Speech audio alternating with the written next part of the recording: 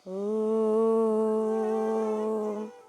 श्रीकृष्णचरणकमलेभ्यो नमः। श्रीमद्भगवद्भक्तेभ्यो नमः। गोस्वामी श्री नाभाजी कृत श्री भक्तमाल द्वितीय खंड। आज हम श्री भट्ट जी का चरित्र, श्री हरिव्यास देव जी का चरित्र श्रवण करेंगे। श्री भट्ट सुभट प्रगट्यो अघट रस, रसिकन मन मोद घन। मधुर भाव सम्मिलित ललित, लीला सुबलित छवि। निरखत हरखत हृदय, प्रेम बरसत सुकलित कवि। भव निस्तारन हेतु है देत, दृढ़ भक्ति सब निनित। जासु सुजस शशि उदय, हरत अति तम भ्रम श्रम चित। आनंद कंद श्री नंद सुत, श्री वृषभानु सुता भजन। श्री भट्ट सुभट प्रगट्यो अघट रस, रसिकन मन मोद घन। महाअजय संसार रिपु को जीतने में महावीर श्री भट्ट जी ने अपार उज्ज्वल श्रृंगार रस पारावार प्रकट किया। आप अपनी सरस रचनाओं के द्वारा रस की वर्षा करके रसिक महानुभावों के मन को आनंदित प्रदान करने के लिए मानो मेघ के समान विश्व व्योम में प्रकट हुए। आपके पदों में माधुर्य भावमयी तथा भक्तों को सुख देने वाली ललित लीलाओं से सुष्ठु प्रकारेण संयुक्त श्री प्रिया प्रीतम की मनोहारिणी छवि का साक्षात दर्शन होता है, जिसे देखते ही रसिक जनों का हृदय हर्षित हो उठता है तथा हृदय में प्रेम की वर्षा सी होने लगती है। आप ऐसे जगत विदित कवि हुए। जीवों को संसार बंधन से मुक्त करने के लिए व संसार सागर से पार करने के लिए आप अत्यंत उदारतापूर्वक सबको अविचल अनपायनी भक्ति प्रदान करते थे। आपका सुयश रूपी चंद्रमा अपने अभ्युदय से आज भी जीवों के हृदय में स्थित अज्ञान रूपी अंधकार, विपरीत ज्ञान एवं अनादिकाल से भवाटवी में भटकने से संजात श्रम को दूर कर रहा है।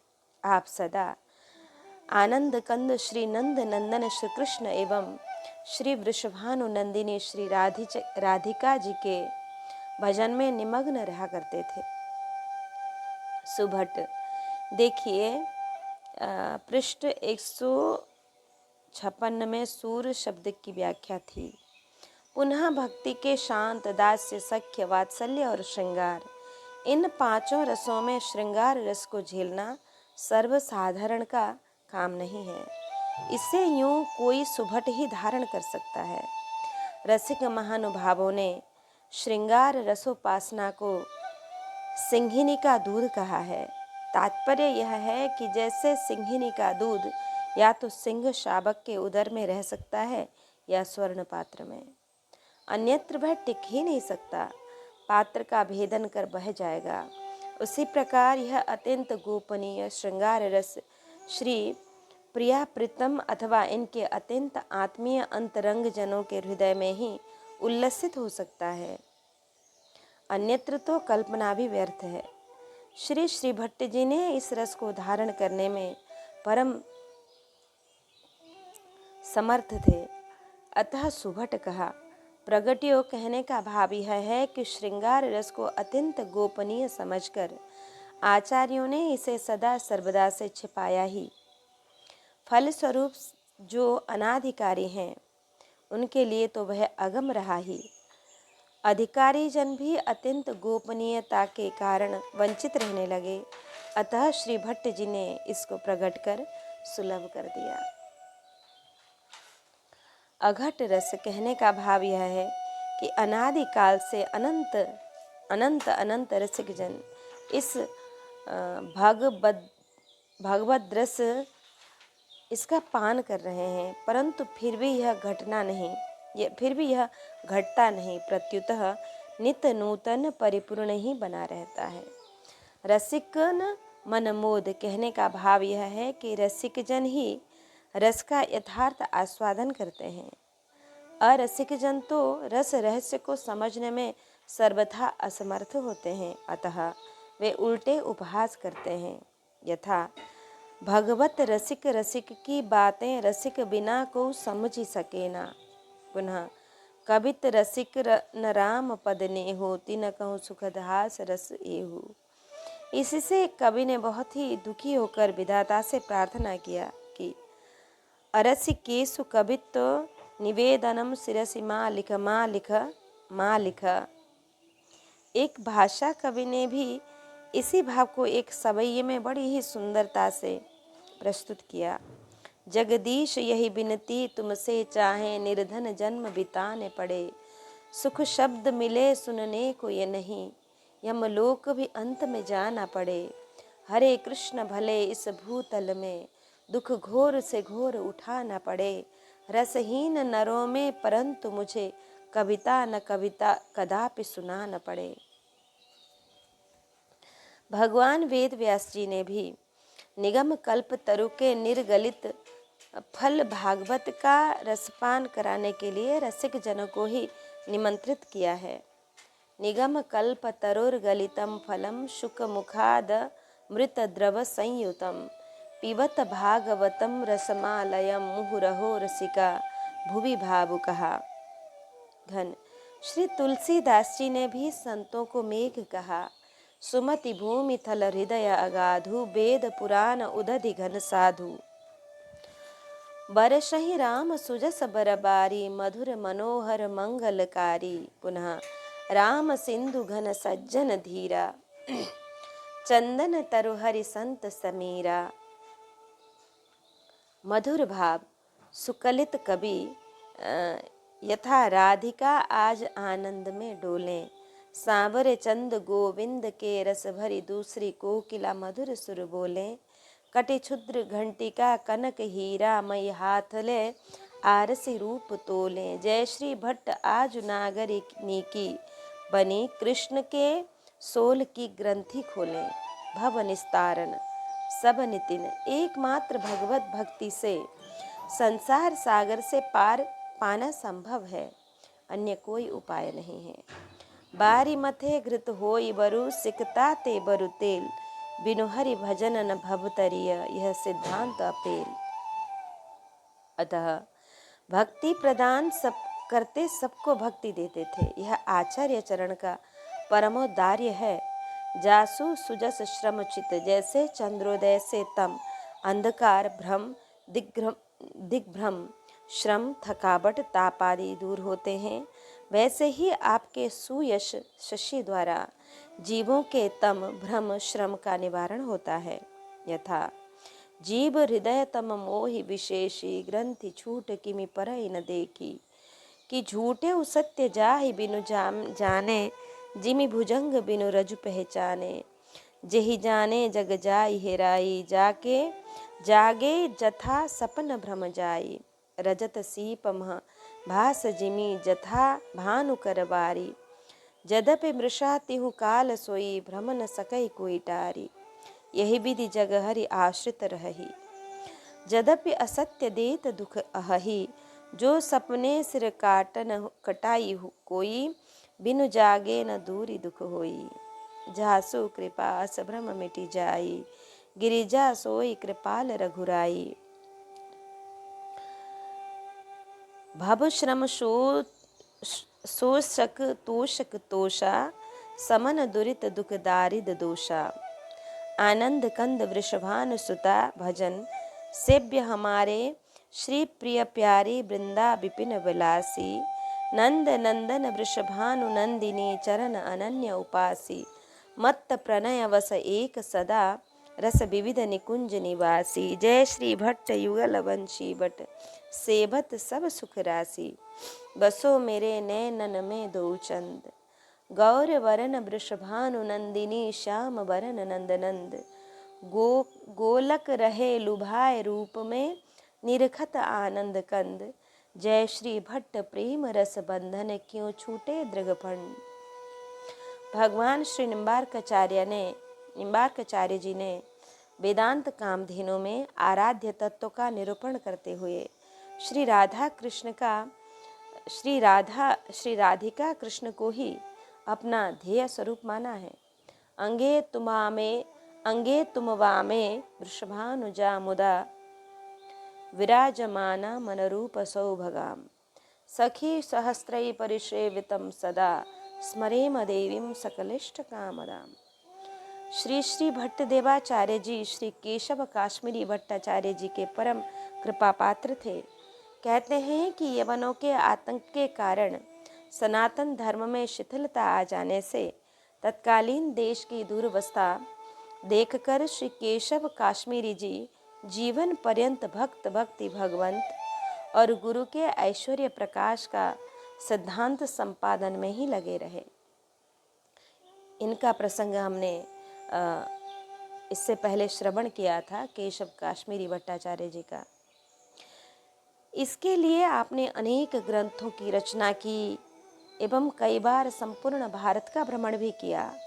फलस्वरूप वैष्णवता का तो खूब प्रचार प्रसार हुआ ही, परंतु आपके मन की एक लालसा शेष ही रह गई। वह यह कि आप प्रचार कार्य में ही अत्यंत व्यस्त रहने के कारण श्री ब्रजरस का यथेष्ट वर्णन न कर सके। यद्यपि आपने अपने ग्रंथों में प्रसंग आने पर यत्र तत्र सर्वत्र इस रस की बड़ी मधुर विवेचना की है, परंतु स्वतंत्रतया ब्रजरस का प्रतिपादक कोई ग्रंथ न लिख सके। इसका एक कारण यह भी था कि आपको यह अंदेशा था कि यदि ब्रज का प्रेम वर्णन करने में मैं आत्मविभोर हो गया तो फिर उस प्रेम प्रवाह से बाहर निकलना बड़ा ही मुश्किल हो जाएगा। फलस्वरूप यह प्रचार कार्य रुक जाएगा। अतः आपने स्वयं इस संबंध में कुछ न लिखकर अपने अंतरंग शिष्य श्री भट्ट जी को प्रेरणा कर इस रस का प्रकाश कराया। वर्णन आया है कि श्री भट्ट जी जब अत्यंत तन्मय होकर ब्रजलीला का वर्णन करने लगे तो उस प्रवाह में आप श्री युगल किशोर की कुंज क्रीड़ा के 100 शतक रच डाले और सबको ले जाकर श्री गुरुदेव श्री के चरण कमलों में अर्पित कर दिए। श्री गुरुदेव श्री केशव काश्मीरी जी ने जब उन पदों को देखा तो विचार किया कि इन्होंने तो प्रेमावेश में श्रृंगार रस की परम गोपनीय से गोपनीय लीला को एकदम प्रकट कर दिया है। भला इस कराल कलिकाल में इस रस के ऐसे अधिकारी ही कहाँ हैं जो यथावत इसको समझ सकें। अतः आपने सब का सब श्री यमुना जी को भेंट कर दिया और कहा कि श्री यमुना जी जो कृपा करके प्रसाद रूप में दे दें वही प्रकाशित किया जाए। श्री यमुना जी ने 100 पदों को छोड़कर शेष सबको स्वयं आत्मसात कर लिया। श्री यमुना जी की कृपा से प्राप्त 100 पद ही श्री युगल शतक के नाम से प्रसिद्ध हैं।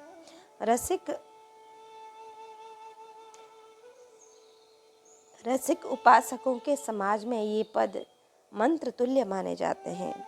वस्तुतस्तु इन पदों की रचना तथा इनमें वर्णित उपासना, निष्ठा एवं लीला विलास सभी एकदम अलौकिक हैं भी। भगवत शरणागति की महिमा वर्णन करते हुए आप लिखते हैं, मदन गोपाल शरण तेरी आयो, चरण कमल की सेवा दीजे, चेरो करी राखो घर जायो, धनी धनी मात पिता सुत बंधु, धनी जननी जिन्हें गोद खिलायो, धनी धनी चरण चलत तीरथ को, धनी गुरु जिन हरि नाम सुनायो, जे नर विमुख भये गोविंद सो, जन्म अनेक महा दुख पायो, श्री भट्ट के प्रभु दियो अभय पद, जम डर प्यो जब दास कहायो। धाम निष्ठा के संबंध में आपका यह पद बड़ा ही बेजोड़ है। रे मन वृंदा विपिन निहार, विपिन राज सीमा के बाहर, हरिहूँ को न निहार, यद्यपि मिले कोटि चिंतामणि तऊ न हाथ पसार। जय श्री भट्ट धूलि धूसर तन यह आशा उरधार। श्री ब्रजधाम की मनमोहनता, इसका वर्णन करते हुए आप लिखते हैं कि ब्रजभूमि मोहिनी में जाने। श्री युगल किशोर जी आपके ऐसे प्रेम रस बश हुए थे कि आप लीला की जैसी भावना करते, श्री प्रिया प्रीतम प्रत्यक्ष होकर वैसे ही लीला करते थे। एक बार आपने जेठ की दोपहरी में यह पद गाया, भीजत कब देखो इन नैना, श्यामा जू की सुरंग चुनरी मोहन को उपरैना, जुगल किशोर कुंज तर ठाड़े जतन कियो कछु मैना, उमड़ी घटा चहु दिसिते जय श्री भट्ट गिरी आई जल सेना। इस पद के पूरा होते ही तत्काल आकाश में बादल से छा गया, रिमझिम फुहारें पड़ने लगीं और एक कुंज के नीचे भीगते हुए श्री युगल किशोर के प्रत्यक्ष दर्शन हुए। एक बार आपके मन में श्री प्रिया प्रीतम के एकांतिक निकुंज लीला के दर्शन की अत्यंत उत्कंठा हुई। शरीर की सुधि बुधि भूले, खान पीन विसराए, अविरल अश्रु प्रवाह से मंडित मुख आप कुंज कुंज में जाकर संतृप्त नेत्रों से देखते, वहाँ की रज में लोटपोट होते। अंत में जिन खोजा तीन पाइयाँ चरितार्थ हुआ। आपने एक निवृत्त निकुंज में श्री प्रिया जी के श्री चरण कमल पलटते हुए श्री श्याम सुंदर का दर्शन किया। उस समय आपने यह पद गाया, श्री प्यारी जू के चरण पलोटत मोहन, श्याम कमल के दलन लपेटे अरुण कमल दल सोहन, कबहुक ले नयननि लावत अली धावत ज्यो मोहन।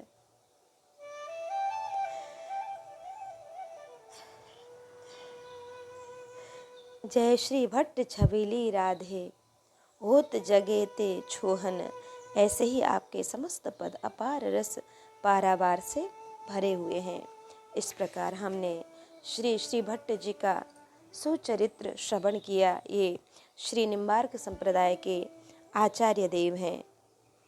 आइए अब हम श्रवण करें श्री हरिव्यास देव जी का चरित्र। हरिव्यास तेज हरि भजन बल देवी को दीक्षा दई, खेचरी नर की शिष्य निपट अचरज आवे, विदित बात संसार संत सुख की रति गावे, मुख की रति गावे।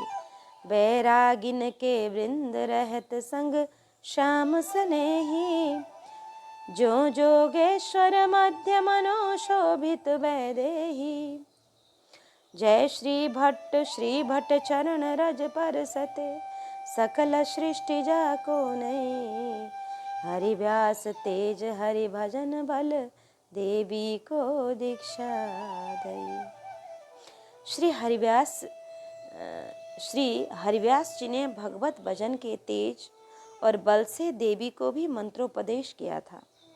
श्री भक्तमालकार श्री नाभाजी कहते हैं, अपनी दिव्य गति से आकाश में विचरण करने वाली देवी मनुष्य की शिष्या बनी, यह सुनकर नितांत ही आश्चर्य होता है, किंतु यह सत्य है। सारे संसार में यह बात प्रसिद्ध है एवं संत जन श्रीमुख से श्री हरिव्यास देवाचार्य जी की इस कीर्ति का गान करते हैं। परम स्नेही श्री सर्वेश्वर भगवान का डोला एवं संसार से वैराग्य पूर्वक भगवान श्री श्याम सुंदर के श्री चरण कमलों में अनुराग करने वाले विरक्त महात्माओं का समूह सदा ही आपके साथ बना ही रहता था। विरक्तों के बीच में आपकी ऐसी शोभा होती थी जैसे नव योगेश्वरों के बीच श्री विदेहराज जनक शोभा पाते थे। अपने सदगुरुदेव श्री भट्ट देवाचार्य जी के श्री चरण कमल रज से के स्पर्श से प्रताप से श्री हरिव्यास देवाचार्य जी के सम्मुख समस्त सृष्टि के लोग सिर झुकाते थे। चट था बल गाँव बाग देखी अनुराग भयो, लयो नित्य नेम करी चाहे पाक कीजिए। देवी को स्थान कहूँ बकराले मार्यो आनी, देखत गला नेहा पानी नहीं पीजिए। भूखने सी भाई तेज मिड़ गई नहीं देह, धरी लई आए लखीमती भी लई आए लखीमती भीजिए।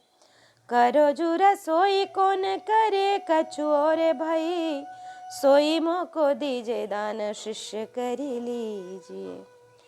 एक बार श्री हरिव्यास देव जी साथ में संतों की जमात लिए विचरते विचरते चटथाइल नामक गांव में पहुँचे।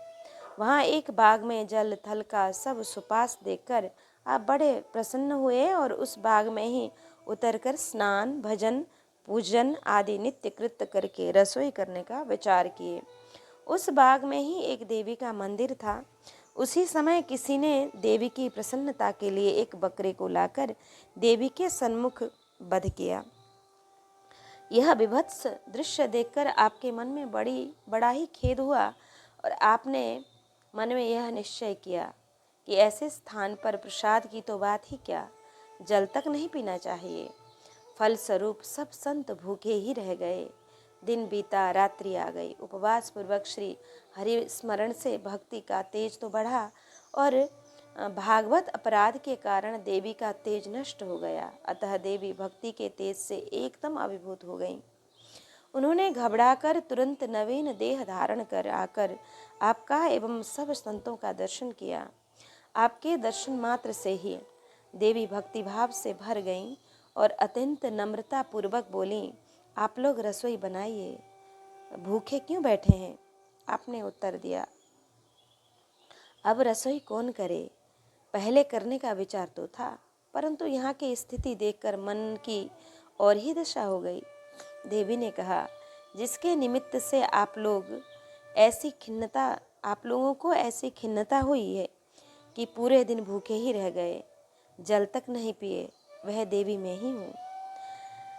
आज मैंने भक्ति का तेज देखा, अतः अब तो कृपा करके मुझे भी भक्ति का दान दीजिए और अपने शिष्या बना लीजिए।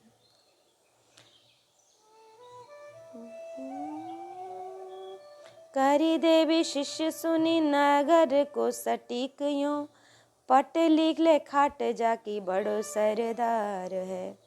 चढ़ी मुख बोले हो तो भाई हरि व्यास, दासी जो न दास हो तो पे अभी डारो मार है।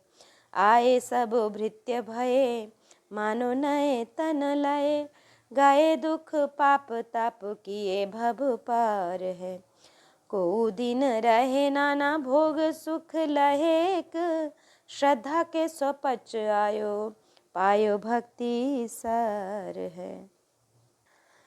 करी देवी शिष्य सुनी नगर को सटकियों, पटक ले खाट जाकी बड़ो सरदार है। चढ़ी मुख बोले हो तो भाई हरि व्यास, दासी जो न दास हो तो पे अभी डारो मार है। आए सब भृत्य भये मानो नए तन लय, गए दुख पाप ताप किए भव पार है। को दिन रहे नाना भोग सुख लहेक, श्रद्धा के स्वपच आयो पायो भक्ति सार है। देवी की प्रार्थना सुनकर श्री हरिव्यास देवाचार्य जी ने उन्हें शिष्य बनाया।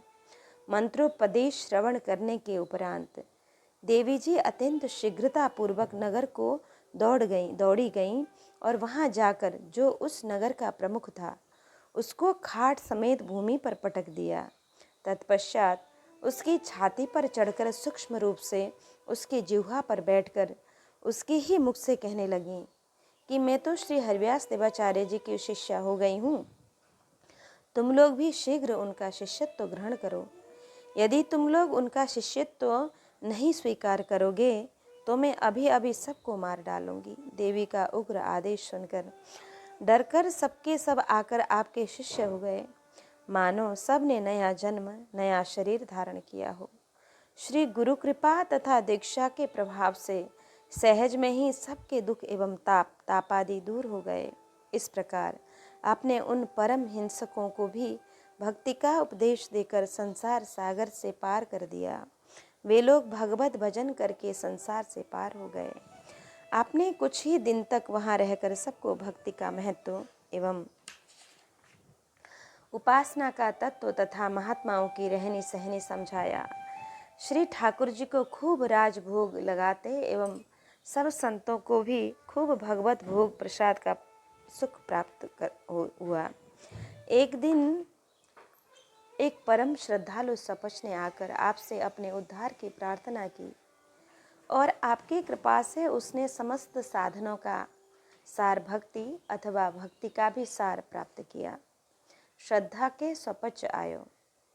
भाव यह है कि और लोग तो देवी के धमकाने से डर के मारे शिष्य बन गए, परंतु स्वपच तो वास्तविक श्रद्धा पूर्वक आपका शिष्य बनना चाहता था। जिस दिन गांव के सभी लोगों ने वैष्णव दीक्षा ली थी, उस दिन संयोग से यह स्वपच किसी दूसरे गांव में चला गया था। 2-4 दिन बाद घर आया और जब गांव में झाड़ू बुहारी लगाने लगा तो घर घर में श्री ठाकुर जी की सेवा पूजा कथा कीर्तन की धूम देखी। सभी लोग कंठी माला तिलक शंख चक्र की छाप से विभूषित दिखाई पड़ते थे। सबकी रहन सहन ही एकदम बदल गई थी। सबके मुख से श्री हरिनाम की धुनी सुनाई पड़ती थी। यह सब देखकर सुनकर स्वपच को बड़ा आश्चर्य हुआ।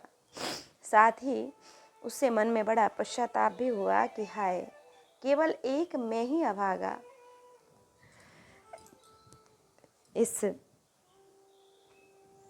इस परम लाभ से वंचित रह गया। अब मुझे श्री आचार्य के दर्शन कैसे होंगे, पता नहीं वे मुझे अपनाएंगे या नहीं। मैं तो अत्यंत नीच अघी अधम हूँ। भला मैं सुदुर्लभा भगवत भक्ति का अधिकारी ही कैसे हो सकता हूँ, परंतु मेरा उद्धार कैसे होगा। मुझे तो अब केवल आचार्य कृपा का ही भरोसा है। इस प्रकार मन में विचार कर वह स्वपच बगीचे के पास जाकर अत्यंत आर्त होकर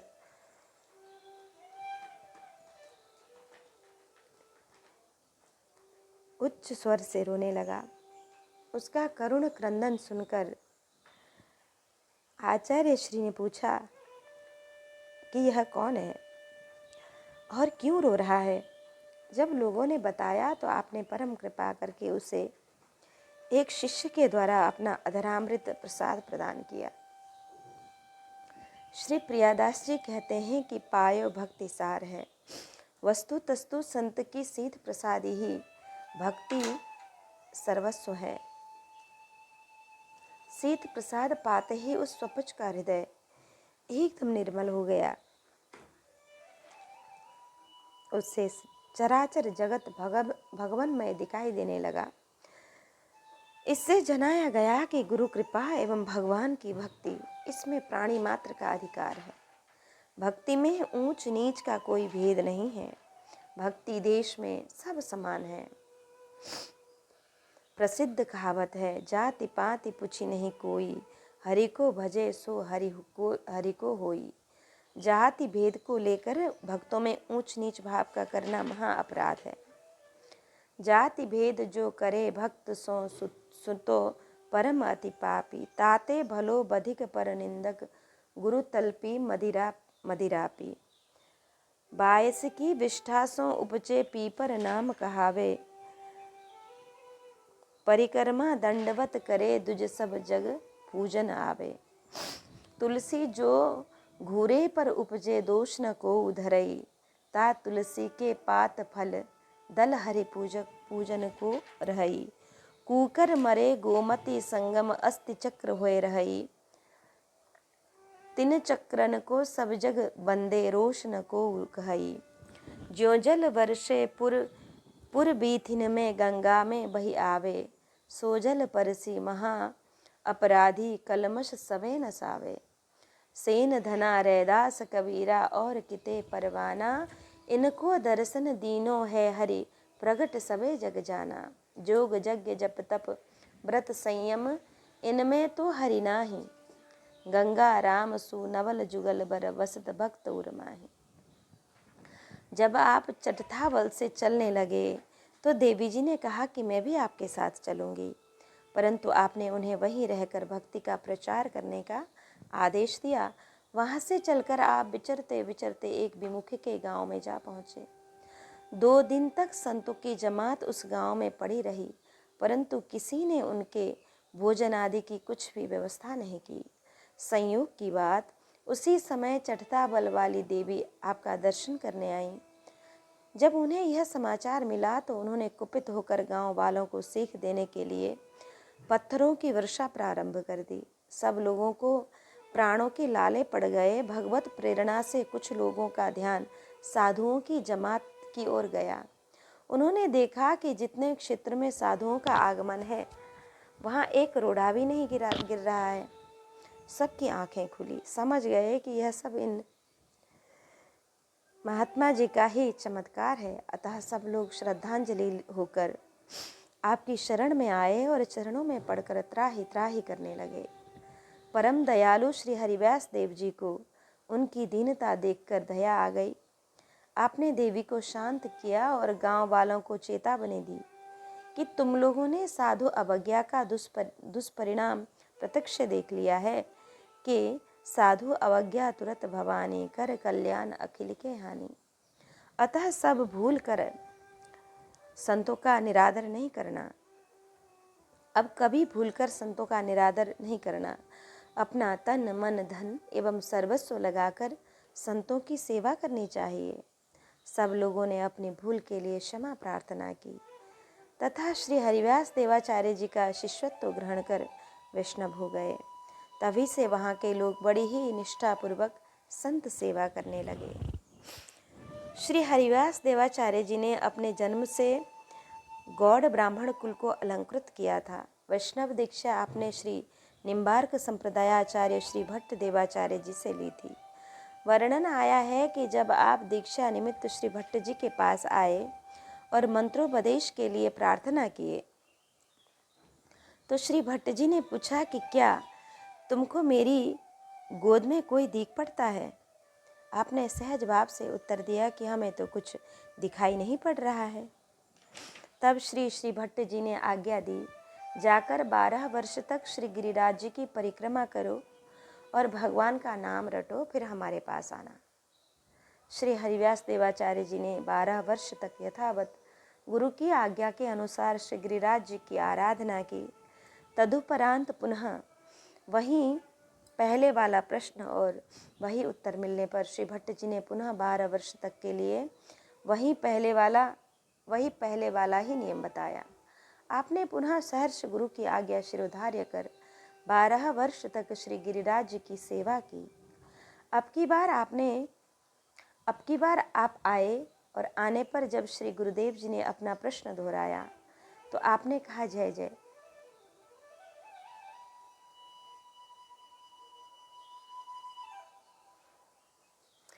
आज तो आपकी गोद में विराजमान श्री प्रिया प्रीतम के साक्षात दर्शन हो रहे हैं। अब आपको परम अधिकारी जानकर श्री भट्ट जी ने मंत्र दीक्षा देकर उपासना का रहस्य समझाया और श्री राधा सर्वेश्वर भगवान की अति मधुर केली विलासमयी लीलाओं का गान करने का आदेश दिया। आपके द्वारा रचित पद संग्रह श्री महावाणी जी के नाम से प्रसिद्ध है। श्री महावाणी के समस्त पद 5 सुखों में विरक्त हैं: सेवा सुख, उत्सव सुख, सूरत सुख, सहज सुख और सिद्धांत सुख। सभी पदों में श्री युगल सरकार की नित्य लीला एवं विहार का अपार रस पारावार उमड़ता हुआ दिखाई देता है। पूरन प्रेम प्रकाश के परी पयोनिधि पूरी, जय श्री राधा रस भरी श्याम सजीवनी मूरी। जय श्री राधिका रस भरी रसिक सुंदर सांवरे की प्राण जीवनी जरी। और अंग अनंग अद्भुत सुरति रंगनी ररी, सहज अंग अभंग चोरी सुभग साँचे ढरी। परम प्रेम प्रकाश पूरन पर पयोनिधि परी, हित श्री हरिप्रिया निरखति निकट निज सहचरी। जयति जय राधिका रसिक रस मंजरी। रसिक मोर मोहन विराजे। रसिक ने रहसि रस धाम वृंदा विपिन। रसिक रस रसी सहचरी समाजे। रसिक रस प्रेम सिंगार रंग रंगी। रहे रूप आगार सुख सार साजे। मधुर माधुर्य सौंदर्यता वर्य पर कोटि ऐश्वर्य की कला लाजे। चातकी कृष्ण की स्वाति की वारिदा। बारिधा रूप गुण गर्विता जय। मदन मद मोचिनी रोचिनी रति कला रतन मणिकुंडला जगमगे। आप श्री सनकादिक जी के सेव्य श्री शालिग्राम भगवान की सेवा करते थे।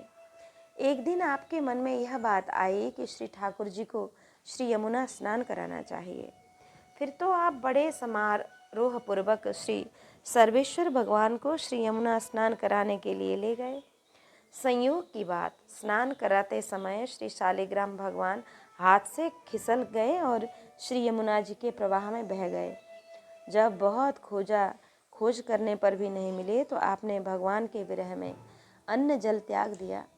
आपकी दृढ़ निष्ठा देखकर तीसरे दिन प्रभु ने स्वप्न में कहा कि हम मथुरा में स्वामी घाट के पास एक कदम्ब के वृक्ष के नीचे गुलाब के फूल में हैं। आपने तत्काल वहां जाकर देखा तो सचमुच भगवान वही थे। प्रभु के मिल जाने पर ही आपने अन्न जल ग्रहण किया। दृष्टांत श्री राम सखे जी का कि आप अपने श्री शालिग्राम भगवान का बटुआ ग्रीवा में झुलाया रखते थे। एक बार कुएं से जल निकालते समय किंचित असावधानीवश श्री ठाकुर जी कुएं में गिर गए। आपको बड़ा दुख हुआ। उस समय आपने भगवान के विरह में बहुत से पद गाए हैं। कहते हैं कि जब आपने अत्यंत व्यथित होकर यह दोहा कहा कि अरे शिकारी निर्दयी करिया नृपति किशोर, क्यों तरसावत हो जिया राम सखे चित चोर। कुआं तुरंत जल से लबलब भर गया और श्री शालिग्राम भगवान जल पर उतराकर तैरने लगे। आपने उठाकर हृदय से लगा लिया। एक दिन एक दाक्षिणात्य ब्राह्मण श्री रूप रसिक जी ने श्री हरिव्यास देवाचार्य जी का प्रभाव सुना तो मन में निश्चय किया कि मैं इन्हीं से वैष्णव दीक्षा लूँगा। परंतु जब वे अपने देश से मथुरा वृंदावन आए तो यहाँ आने पर पता चला कि आप नित्य लीला में प्रवेश कर गए। तब उन्होंने अनशन करके शरीर छोड़ने का विचार किया। 3 दिन तक मथुरा विश्राम घाट पर बिना कुछ खाए पिए पड़े रहे। उनकी दृढ़ निष्ठा देखकर श्री हरिव्यास देवाचार्य जी ने नित्य धाम से आकर दर्शन दिए और कहे कि हमको श्री श्री जी ने तुम्हें उपदेश देने के लिए भेजा है। श्री रूप रसिक जी आचार्य चरणों का दर्शन कर एवं श्री श्री जी की कृपा विचार कर आत्मविभोर हो गए। तत्पश्चात श्री हरिव्यास देवाचार्य जी ने इन्हें पंच संस्कार पूर्वक वैष्णवी दीक्षा दी एवं लीला का अनुचिंतन करने के लिए श्री महावाणी जी सौंपी और आदेश दिया कि इसका प्रचार करना। आगे चलकर श्री रूप रसिक देवाचार्य जी के द्वारा खूब भक्ति का प्रचार प्रसार हुआ। हमने श्रवण किया श्री हरिव्यास देवाचार्य जी का अति मधुर प्रसंग। श्री हरिव्यास देव जी को श्री रसिक राजेश्वर के रूप में भी हम जान सकते हैं। उन्होंने भगवान श्री कृष्ण और राधा जी की लीला केली का वर्णन किया जो अति मधुर श्रृंगार रस का परिपूर्ण पात्र है, ऐसा हम समझ सकते हैं। आइए अब श्री दिवाकर जी का प्रसंग, उनका सुचरित्र हम श्रवण करें। अज्ञान ध्वंत अंतहीकरण दुति दिवाकर अवतर्यो, उपदेशे नृप सिंह रहत नित आज्ञाकारी। पक्व वृक्ष जो नाय संत शो पोषक उपकारी। बानी भोला राम सुहृद सबहिन पर छाया। भक्ति चरण रज जाची विशद राघो गुण गाया। करमचंद कश्यप सदन बहुरि आए, मनो बपु धर्यो अज्ञान ध्वंत अंत ही, करन द्वितीय दिवाकर अवतर्यो। जीवों के हृदय के अज्ञान रूपी अंधकार को दूर करने के लिए श्री दिवाकर भक्त जी मानो दूसरे सूर्य के समान हुए। आपने बड़े बड़े राजा महाराजाओं को उपदेश देकर भक्ति पथ पर आरूढ़ किया। वे सदा सर्वदा आपकी आज्ञा का पालन करने में तत्पर रहते थे। जिस प्रकार परिपक्व फलों के भार से वृक्ष नम्र हो जाता है, उसी प्रकार आप अपने सद्गुणों के कारण अत्यंत विनयशील थे। बड़े ही सद्भाव पूर्वक संतों का पालन पोषण करते थे तथा प्राणी मात्र के उपकार में तत्पर रहते थे। आप बात बात में भोला राम इस प्रकार का उच्चारण करते थे। सबके शुभ चिंतक व सुहृद सुंदर हृदय वाले थे तथा सब पर कृपा रखते थे। भक्तों की चरण रज को ही अपना सर्वस्व समझकर उसी की कामना याचना करते थे।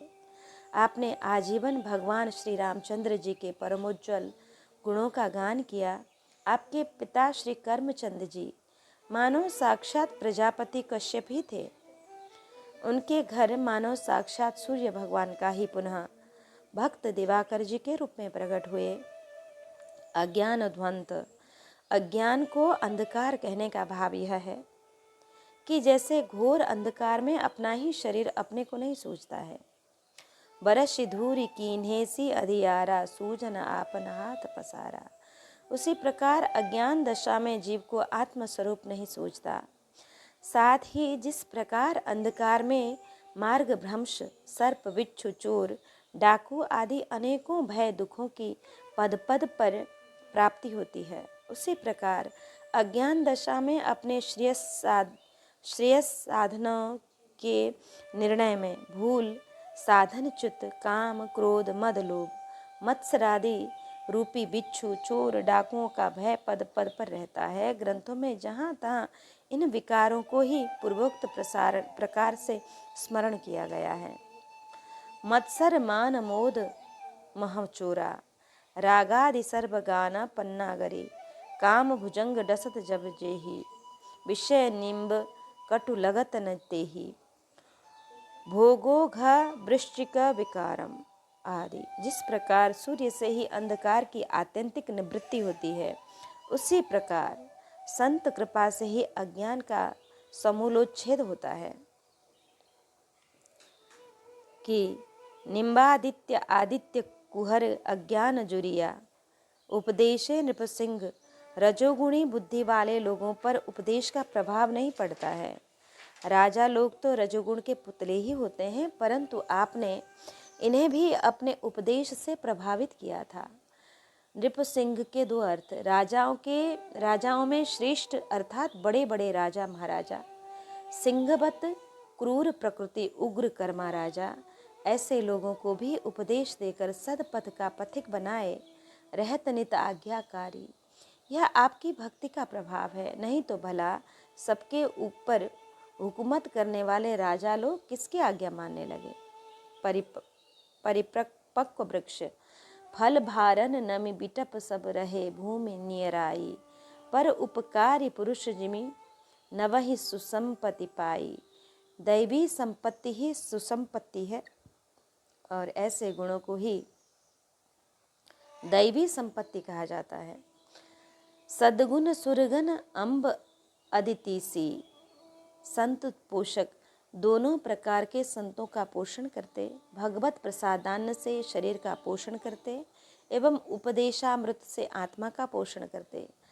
यह संत का स्वभाव है कि पर उपकार वचन मन काया, संत सहज स्वभाव खगराया। संतों का स्वभाव होता है कि वे भगवान के किसी नाम को अपने अत्यंत अभ्यास में ले लेते हैं। श्री विट्ठल दास जी के लिए श्री नाभाजी ने लिखा, हरि गोविंद जय जय गोविंद गिरा सदा आनंददा। यह संतों का शील है। सरल स्वभाव सभई सन प्रीति। भक्त चरण देखिए पूर्वार्ध पृष्ठ 87 जिन चरण रेणु असाधारी। विशद राघव गुण गाया। इससे जनाया गया कि भगवान श्री सीताराम जी इनके इष्ट थे। श्री सीताराम शरण भगवत भगवान प्रसाद रूप कला जी ने आपको श्री राम के श्रृंगारोपासना के आचार्य श्री अग्रदेवाचार्य जी का शिष्य लिखा है। राघव गुण। महिमा नाम रूप गुण गाथा, सकल अमित अनंत रघुनाथा। जिन जिन मति मुनि हरि गुण गावहीं, निगम शेष शिव पार न पावहीं। राम काज सत कोटि सुभग गण, दुर्गा कोटि अमित अरिमर्दन। शक्र कोटि सत सरिस विलासा, नभ सत कोटि अमित अवकाशा। मरुत कोटि सत विपुल बल रवि, सत कोटि प्रकाश। शशि सब कोटि सुशीतल, समन सकल भवत्रासा। काल कोटि सत सरिस अति दुस्तर, दुर्ग दुरंत। धूम केतु सत कोटि सम, दुराधरष भगवंत। प्रभु अगाध सत कोटि पताला, समन कोटि सत सरिस कराला। तीरथ अमित कोटि सम पावन, नाम अखिल अघ पूरा न सावन। हिमगिरि कोटि चलन अचल रघुबीरा, सिंधु कोटि सत सम गंभीरा। कामधेनु सत कोटि समाना, सकल कामदायक भगवाना। सादर कोटि अमित चतुराई, विधि सत कोटि सृष्टि निपुनाई। विष्णु कोटि सम पालन करता, रुद्र कोटि सम सत समहरता। और धनद कोटि सम सत सम धन बाना। माया कोटि प्रपंच निधाना, भार धरन सत कोटि अहिसा। निरवधि निरुपम प्रभु जगदीशा। निरुपम न उपमा आन, राम समान राम निगम कहे। जिमि कोटि सत खद्योत सम, रवि कहत अति लघुता लहे। यही भांति जिन निज मति विलास, मुनीस हरि बखानहि। प्रभु भाव गाहक अति कृपाल, सुप्रेम सुनि सुख मानहि। राम अमित गुण सागर, थाह कि पाइब कोई। संतन सन जस किछु सुनेऊ, तुम्हि सुनाएऊ सोई। कर्मचंद ये श्री दिवाकर जी के पिता थे। आपकी संत सेवा में बड़ी निष्ठा थी। आपके यहाँ संतों का आवागमन बना ही रहता था। जब कभी घर में सीधा सामग्री का अभाव होता तो आप अपनी गुदड़ी किसी बणिक के यहाँ गिरवी रखकर सामान लाते और जब पैसा आ जाते तो पुनः उसे छुड़ा लाते। एक बार घर पर 20 संतों की जमात आई। आपने गुदड़ी को गिरवी रखकर सीधा सामान लाकर संतों का सत्कार किया। संयोग की बात कि पैसे के अभाव में गुदड़ी छुटा नहीं पाए और सर्दी की ऋतु आई। जब कड़ाके की सर्दी पड़ी तो ये कांपते हुए वणिक के पास जाकर गुदड़ी मांगने लगे, परंतु उसने तो बिना पैसे के इनसे बात भी नहीं की। ये भगवत इच्छा विचार कर विवश होकर लौट आए। मारे ठंड के रात दिन में नींद ही नहीं आ रही थी, थर थर काँप रहे थे। बैठे बैठे भगवान नाम संकीर्तन कर रहे थे। भक्त का क्लेश भगवान से देखा नहीं गया। भगवान श्री राम ने स्वयं एक रजाई लाकर उन्हें उड़ा दिया। जब बणिक ने इन्हें रजाई उड़ा देखा तो अत्यंत क्रोध में भरकर बोला कि मेरे पैसे तो तुमसे दिए नहीं गए और स्वयं रजाई बनवा ली। इतना कहकर उस महालोभी तथा निर्दयी वणिक ने इनकी रजाई छीन ली। दूसरे दिन श्री राम जी ने पुनः दूसरी रजाई इनको ओढ़ने को दी। जब वणिक ने फिर इन्हें दूसरी रजाई ओढ़े देखा तो पूछने पर जब उसे भगवत कृपा का प्रत्यक्ष चमत्कार मालूम हुआ तो वह अपनी करनी पर बड़ा लज्जित हुआ और तुरंत ही श्री दिवाकर जी की गुदड़ी एवं रजाई लाकर वापस कर दिया और चरणों में पड़कर बार बार क्षमा याचना करने लगा। इसके बाद तो श्री दिवाकर जी की ऐसी महिमा बढ़ी कि गांव के सभी लोग शिष्य हो गए और सभी लोगों के सहयोग से इनके यहाँ खूब संतों की सेवा होने लगी। ऐसे ही आपके बहुत से चरित्र कहे सुने जाते हैं। इस प्रकार से हमने श्री नाभाजी कृत श्री भक्तमाल द्वितीय खंड पारायण किया है। इससे हमें बहुत कुछ सीखने को मिला कि भक्तों को कैसा होना चाहिए, इसका निष्कर्ष जैसे मुझे समझ में आया कि यदि भगवान से प्रीति करना हो तो सबसे पहले संतों की सेवा करें। बार बार यही भक्त आदियों के चरित्र से मालूम हुआ। और आज श्री गोस्वामी नाभाजी कृत श्री भक्तमाल द्वितीय खंड आज यहाँ समाप्त हुआ है, पूर्ण हुआ है। अब हम श्री भक्तमाल तृतीय खंड कल से श्रवण करेंगे। अगर मेरे से कोई त्रुटि हुई हो पारायण करने में तो कृपा कर मुझे अवश्य बताएं या मुझे क्षमा कर दें, क्योंकि मैं बहुत पढ़ी लिखी नहीं हूँ। जैसे मुझे आता था वैसे ही मैंने अपने श्री ठाकुर जी को यह श्री भक्तमाल सुनाया है।